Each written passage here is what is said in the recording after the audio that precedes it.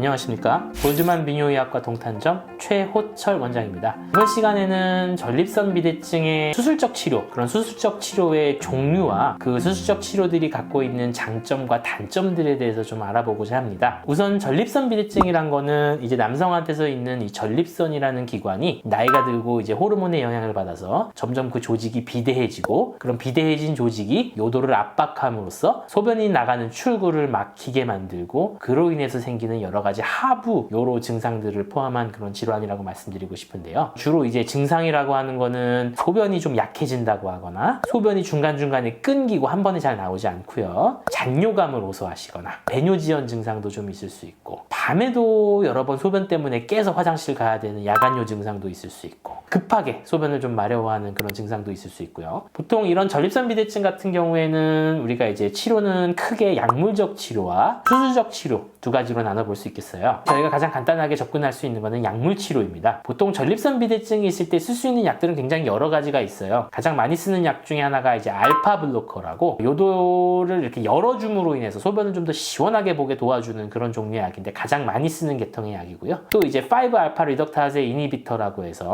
전립선의 크기를 장기적으로 좀 줄여주는 약을 좀 쓸 수 있겠어요. 방광이 좀 예민하거나 하는 분들은 방광에 대해서 그런 약을 좀 쓰는 경우도 있고, 야간 단요, 소변이 밤에 좀 많이 생성돼서 좀 자주 보시는 게 동반된 분들은 야간요약 같은 야간 호르몬을 좀 억제해주는 그런 야간요약을 좀 쓰는 경우도 좀 있을 수 있겠네요. 하지만 이런 약물 치료는 근본적인 해결이 되기 좀 어려울 수 있어요. 그래서 전립선 비대증 같은 경우에는 궁극적으로 근본적인 치료는 이제 바로 수술적 치료라고 말씀을 드리고 싶은데요. 전립선의 비대증 수술에 대해서 이제 말씀을 드리자면, 우선 가장 첫 번째로 홀랩 수술이 있겠습니다. 바깥쪽인 말초대와 안쪽에 이제 비대해지는 조직인 이행대가 있는데, 사이에 우리가 이제 얇은 막으로 구성되어 있는데, 그 막 쪽을 우리가 이제 레이저로 공략을 해서 안쪽에 있는 조직들, 비대해진 조직이죠, 내시경을 이용해가지고 깎아주는 수술이라고 생각하면 되고, 그 깎아준 조직을 방광 안으로 밀어 넣어서 모슐레이터라고 우리가 이제 갈아내는 기구가 있어요. 그거를 이제 조직을 갈아내가지고 끄집어내가지고 전립선을 이렇게 뻥 뚫어줘서 소변을 좀 잘 보게 도와주는 그런 수술이라고 생각하시면 됩니다. 홀랩 수술의 가장 큰 장점은 원하는 조직을 가장 확실하게 제거할 수 있다는 장점이 있어요. 홀랩 수술은 우리가 커져 있는 조직을 레이저로 확실하게 제거를 할 수 있기 때문에 재발률이라던가 이런 거 굉장히 적고, 조직을 떼어내기 때문에 조직 검사도 같이 나갈 수 있다는 장점이 있어요.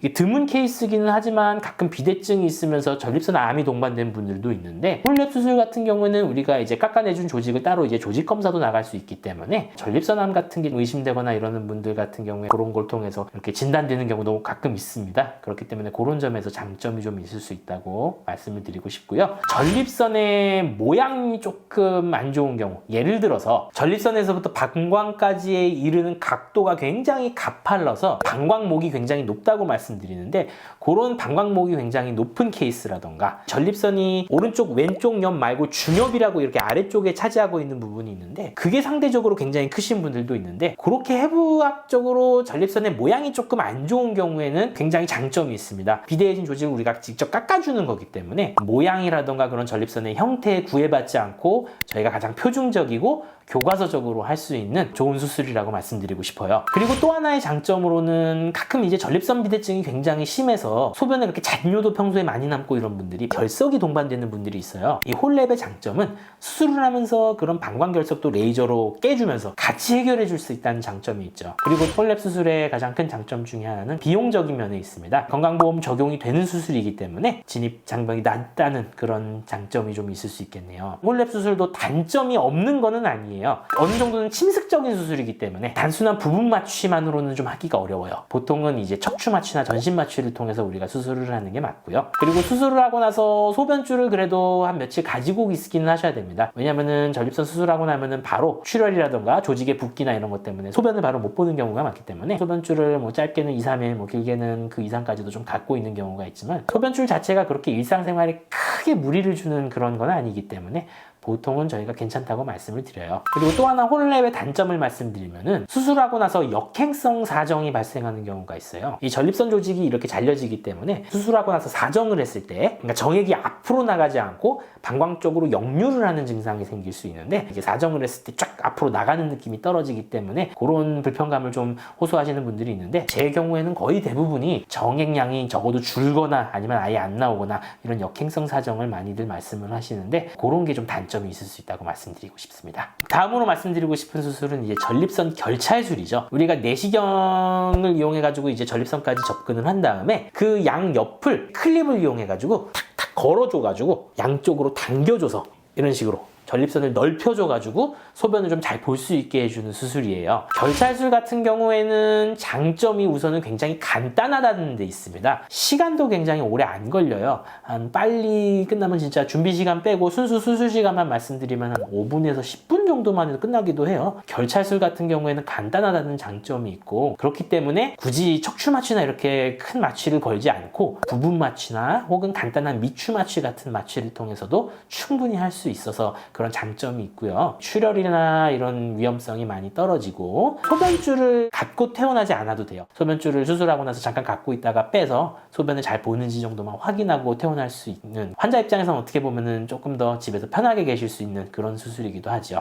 그리고 마지막으로 결찰술의 장점은 바로 역행성 사정이 없다는 장점이 있는데요. 결찰술은 이제 조직을 깎아주는 게 아니라 넓혀주는 거라고 말씀드렸는데 수술 후에 역행성 사정의 부작용이 거의 없다시피 하는 수술이기 때문에 그런 면에서도 장점이 있네요. 하지만 결찰술도 분명히 단점은 있습니다. 결찰술은 제거하는 수술이 아니라 어디까지나 묶어주는 수술이기 때문에 근본적인 해결은 될 수가 없어요. 비대증 조직이 자라고 이러는 거를 막는 게 아니라 넓혀서 그냥 소변을 좀 잘 보게 해주는 거기 때문에 그러니까 증상의 호전이 비교적 다른 수술에 비해서 좀 적거나 재발을 좀 잘하는 경향이 좀 있을 수 있고요. 그리고 상대적으로 좀 비용이 많이 나옵니다. 이게 결찰사, 묶어주는 끈이라고 생각하시면 되는데 전립선의 크기에 따라서 몇 개를 넣는지는 우리 의사가 이제 보면서 결정을 하는데 개수가 늘어나면 늘어날수록 굉장히 비용이 좀 많이 나오고 이 수술은 보험이 안 되기 때문에 홀랩에 비해서는 상대적으로 비용이 좀 많이 나와요. 전립선의 모양이 굉장히 안 좋거나 전립선이 너무 과도하게 크거나 중엽, 그러니까 아래쪽이 굉장히 큰 경우는 그건 이제 결찰사만으로 해결할 수 있는 게 아니거든요. 근본적으로 해부학적으로 그렇게 문제가 되는 부분을 제거를 하거나 절제를 해줘야지 소변 보시는 게 더 수월하게 볼 수 있게 해결이 되는 거기 때문에 그런 경우에는 결찰술만으로는 조금 해결하기가 어렵다는 단점이 있겠네요. 네, 세 번째로 말씀드리고 싶은 거는 이제 아쿠아블레이션이라는 수술이 있습니다. 아쿠아블레이션은 비교적 이제 최신 수술 중에 하나로서 비침습적인 수술 중에 하나예요. 고압으로 분출되는 그런 물의 압력을 이용해가지고 비대해진 조직을 깎아주는 수술이고 실시간으로 초음파랑 이렇게 매칭을 하면서 원하는 범위만큼 원하는 디자인으로 우리가 깎아줄 수 있는 그런 수술입니다. 아쿠아블레이션의 장점은 마찬가지로 짧은 수술 시간이 있습니다. 물론 준비 시간, 세팅 시간이 좀 오래 걸릴 수는 있지만 실제로 환자가 수술을 받는 시간 자체는 그리 오래 걸리지 않아서 15분 정도만 해도 끝날 정도로 되게 그렇게 오래 걸리는 수술은 아니에요. 그렇기 때문에 수술 시간이 짧다는 장점이 있을 수 있고 우리가 이제 열을 에너지를 쓰지 않고 수압만으로 우리가 깎아주기 때문에 열 에너지로 인한 다른 조직에 손상이 가해지는 게 좀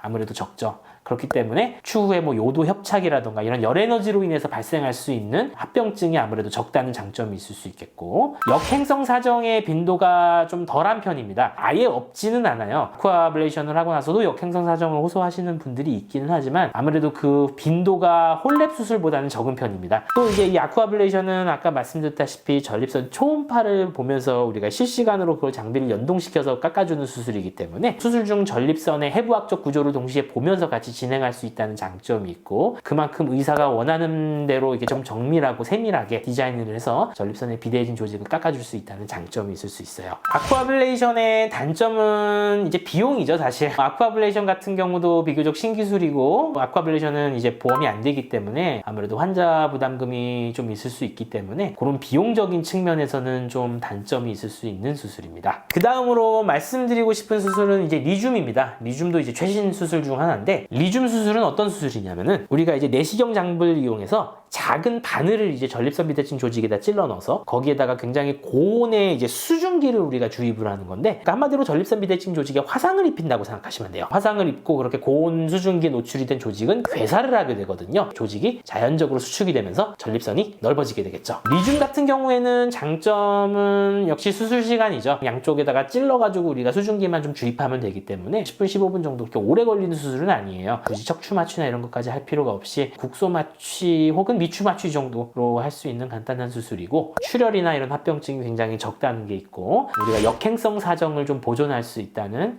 그런 장점이 좀 있을 수 있겠습니다. 리줌의 단점으로는 수증기로 이제 화상을 입힌다고 말씀드렸는데 수증기에 노출이 된 조직이 실질적으로 줄어들어서 전립선 비대증 수술을 한 효과를 보기까지 시간이 단기간 내에 나타나지 않을 수 있어요. 그러니까 조직이 서서히 이렇게 쪼그라들고 괴사하면서 이게 증상이 좀 호전이 서서히 나타나기 때문에 수술 직후에 아주 드라마틱한 효과를 보이지 않는다는 단점이 있습니다. 짧게는 몇 주에서 길게는 몇 개월까지도 지켜보면서 증상이 서서히 좋아지는지를 좀 확인해야 된다는 단점이 있을 수 있겠죠. 둘째로는 리줌 수술을 하고 나면은 인위적으로 화상을 입힌 거나 마찬가지이기 때문에 주위 조직이 이렇게 좀 띵띵 부을 수 있어요. 전립선 쪽이. 그렇기 때문에 다른 수술에 비해서는 비교적 소변줄을 갖고 계셔야 되는 기간이 좀 길 수 있습니다. 또 마지막으로 단점은 역시 비용입니다.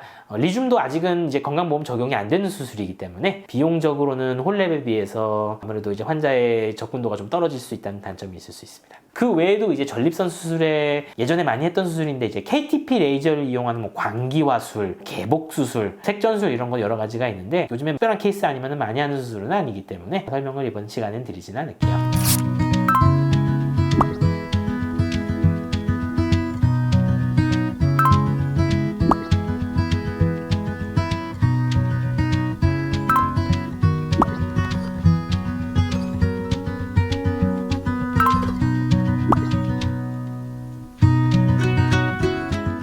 다음 시간에는 환자분들이 좀 궁금하실 거예요. 본인이 이제 어떤 케이스고 본인은 어떤 수술이 이제 가장 자기한테 맞는지를 좀 궁금해할 수 있는데 환자별 맞춤 가이드를 좀 한번 제가 좀 드리고 싶어요. 다음 시간에는 그렇게 좀 내용으로 한번 찾아뵙도록 하겠습니다. 지금까지 골드만 비뇨의학과 동탄점 최호철 원장이었고 구독과 좋아요 꼭 눌러주세요.